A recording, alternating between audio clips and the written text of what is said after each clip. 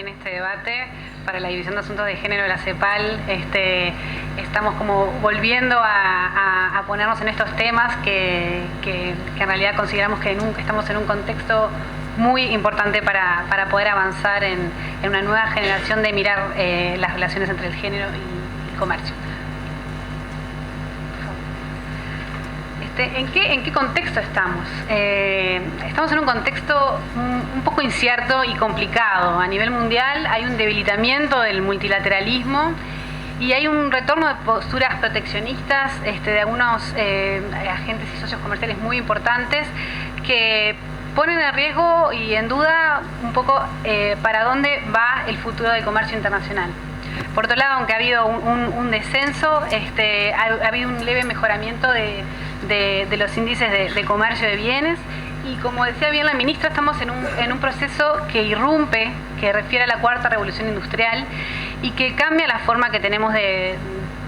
concebir tanto las economías, pero también los intercambios comerciales con el impulso de servicios y bienes digitales. Entonces, aunque vemos un enaltecimiento en el comercio de bienes, incluso en la actividad de los puertos, hay todo un mundo que tenemos que empezar a mirar desde el comercio digital, que estamos incluso con falta de herramientas para poder medir lo que está sucediendo. ¿Y América Latina cómo se encuentra en este contexto bastante incierto? Bueno, con una necesidad urgente de un cambio estructural progresivo con igualdad. Porque el mejor desempeño económico y los mejores índices de crecimiento de estos últimos 2 años, 3 años, en realidad se debe mucho por el dinamismo exportador, pero también por una vulnerabilidad externa que refiere a los precios, y a los precios de las principales materias que comerciamos con el exterior, que exportamos, ¿no? Entonces, precisamos realmente avanzar en la diversificación, como bien decía la ministra, de nuestras estructuras productivas,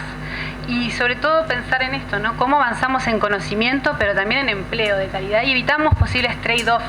entre conocimiento y empleo, y especialmente empleo femenino.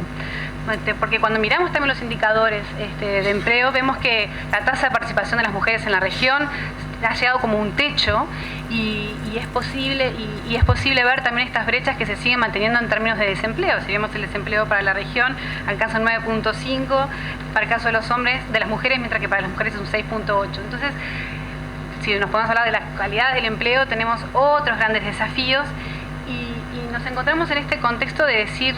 la desigualdad no solo es un problema de justicia social, sino que también es totalmente ineficiente. ¿Cómo puede ser que las mujeres en América Latina tengamos mayores niveles de educación, de ingreso y egreso a nivel secundario y terciario, y en realidad se sigan reproduciendo estas brechas salariales con los hombres, y no estemos pensando en este talento de las mujeres para poder contribuir a esta diversificación productiva? Entonces, este contexto también se articula con 4 nudos estructurales que los gobiernos, en la última conferencia regional sobre la mujer que se desarrolló aquí en Uruguay, identificaron.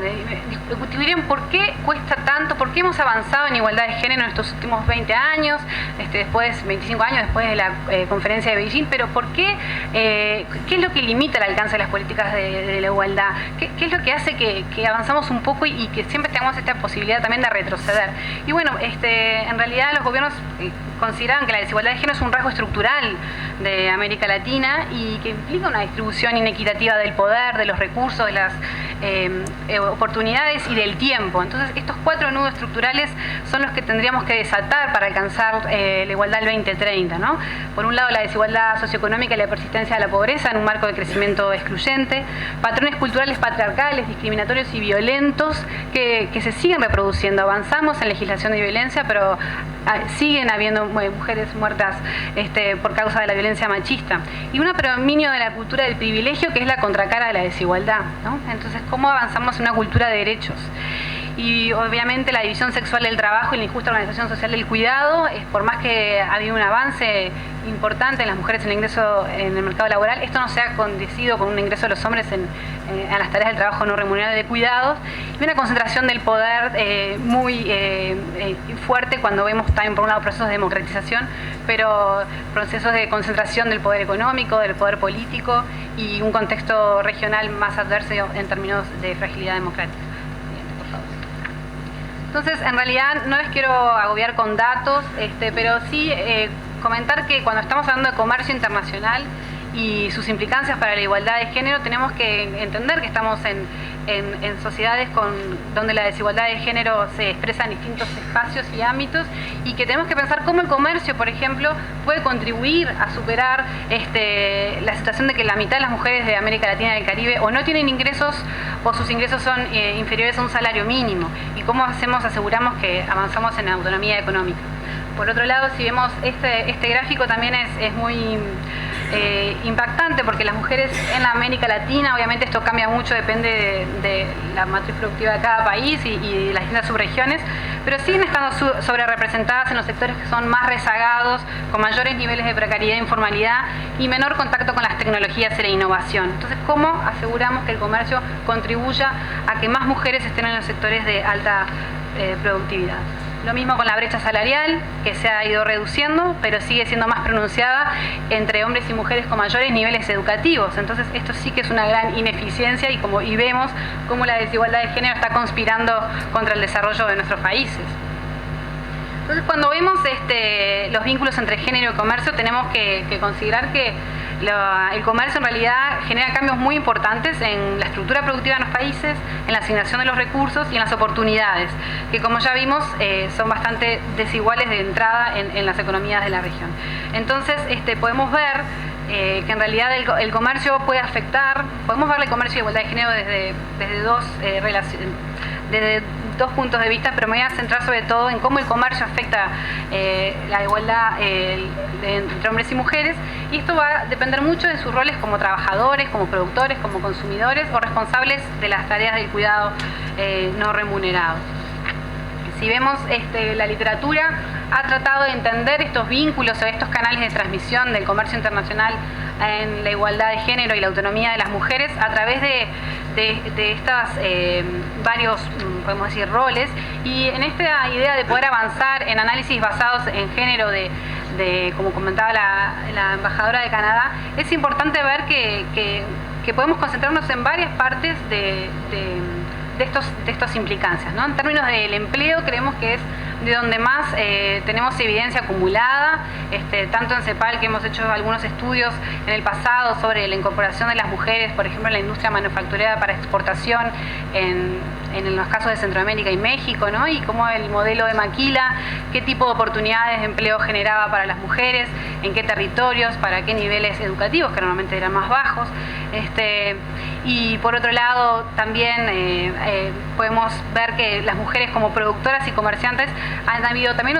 un avance muy importante en los estudios sobre el impacto de las mujeres rurales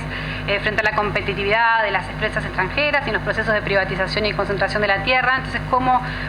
las mujeres rurales han sido afectadas en varios países de la región. Y por otro lado, creemos que es una línea muy importante para avanzar en este contexto,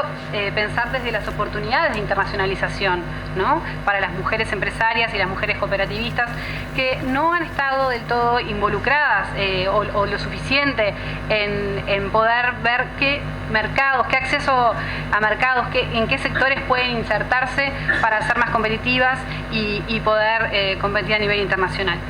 También han habido, si pasamos a la siguiente, varias investigaciones que en realidad han mirado un poco menos estos vínculos, pero que tiene que ver cómo impacta el comercio internacional a las mujeres en tanto consumidoras, ¿no? Porque sabemos que el comercio, la liberación comercial también cambia los precios relativos de los bienes y los servicios, y las mujeres tienen un rol muy importante también en la canasta, en el diseño de la canasta de alimentos de los hogares, ¿no? Entonces, cómo los cambios en los precios de los alimentos, el acceso a los medicamentos, si se ven encarecidos o si no, hay mucho también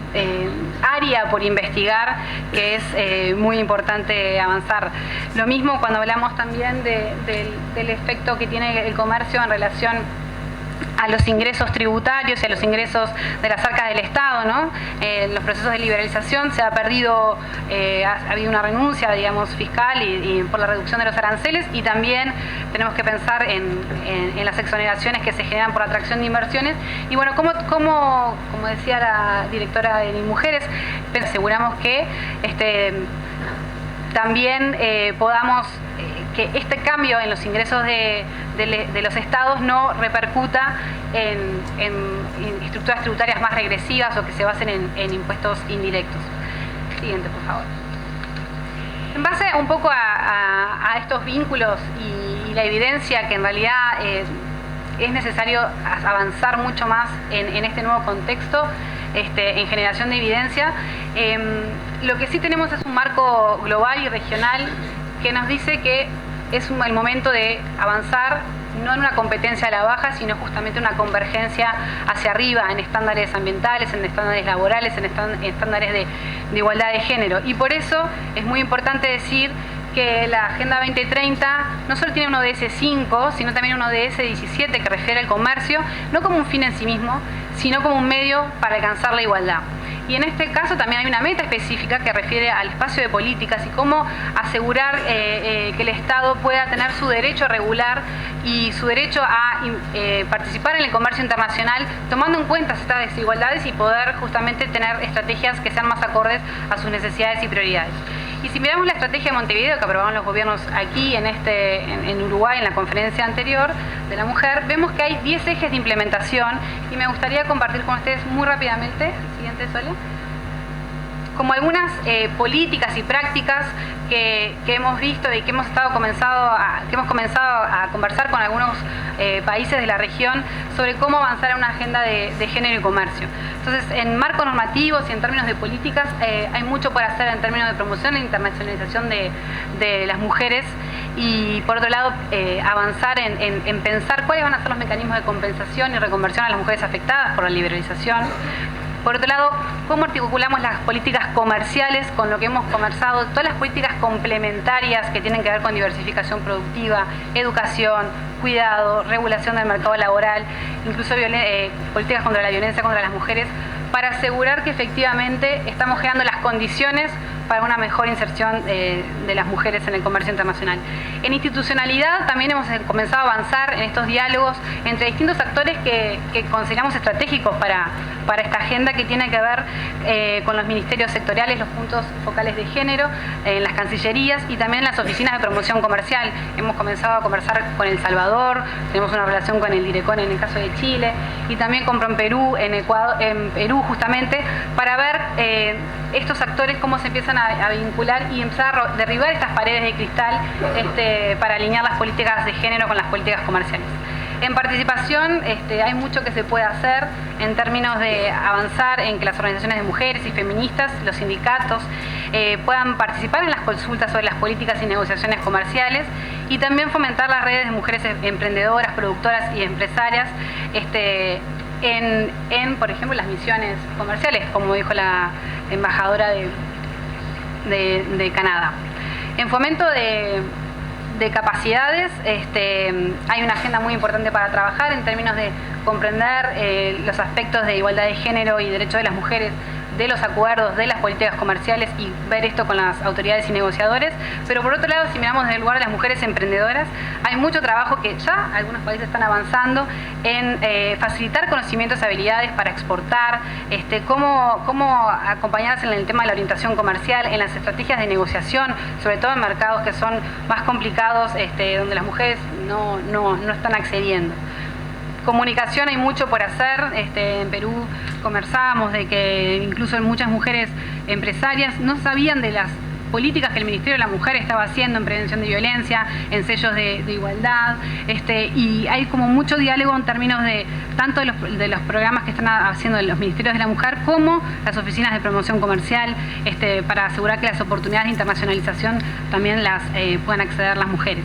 En tecnología, obviamente, esto es un área muy importante para trabajar porque tenemos que cerrar la brecha de género en el acceso, uso y habilidades, y tener un debate mucho más serio en anticipar los impactos de la cuarta revolución industrial en las mujeres, sobre todo en las mujeres que están en sectores altamente automatizables y que pueden ser desplazadas, y asegurar que el talento de las mujeres con nivel educativo terciario no se desprecie y que puedan estar contribuyendo, y las políticas en STEM son claves, ¿no? al final le dejo unas recomendaciones en términos de financiamiento, cooperación y sistemas de información, pero creo que podemos seguir conversándolas a lo largo de las jornadas. Estas son algunas de las ideas que hemos venido trabajando con los gobiernos de la región y nos parecía que era muy importante ponerlas en el debate para avanzar. Muchas gracias.